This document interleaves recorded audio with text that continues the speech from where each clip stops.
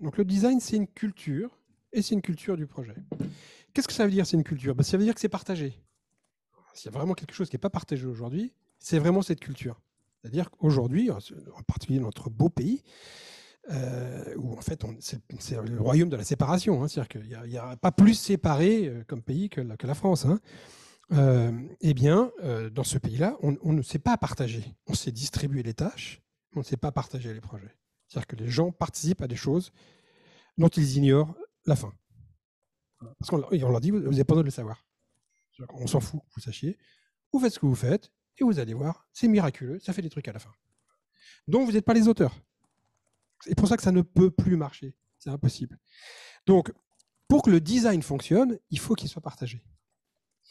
Entre tous, c'est-à-dire que tout le monde participe au design. Il n'y a pas que des designers, parce qu'il n'y aurait que des designers, ça serait une catastrophe. Alors, comme c'est une catastrophe quand il n'y a que des ingénieurs. C'est-à-dire comme ce qui se passe en ce moment. Parce que c'est ça. C'est X, pont, télécom, voilà, qui sont. Donc ça, c'est très important, parce qu'à partir du moment où on dit ça, on signifie le fait que c'est un projet qui nous incombe à tous, dont nous sommes tous les auteurs. C'est-à-dire que nous sommes tous partie prenante du projet. J'utilise souvent la métaphore de la NASA.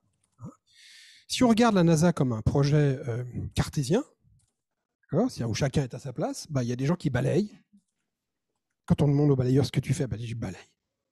Il y a des gens qui s'occupent d'interfaces, on dit qu'est-ce que tu fais? Je fais des interfaces. Et toi, qu'est-ce que tu fais? Moi, je m'occupe des propres rigoles. Mais si on se met maintenant dans la culture du projet et on demande à ces gens-là qu'est-ce que vous faites, chacun aura exactement la même réponse. Il dira moi, c'est simple, j'envoie des gens sur la Lune. Voilà, j'envoie des gens sur la Lune. Donc le balayeur, le spécialiste des propres rigoles, le spécialiste des interfaces, ils ont tous le même projet, c'est d'envoyer des gens sur la Lune. Ce qui est la vérité. Hein. C'est-à-dire sans un environnement sain, blanc, etc., il n'y a pas de gens qui partent sur la Lune.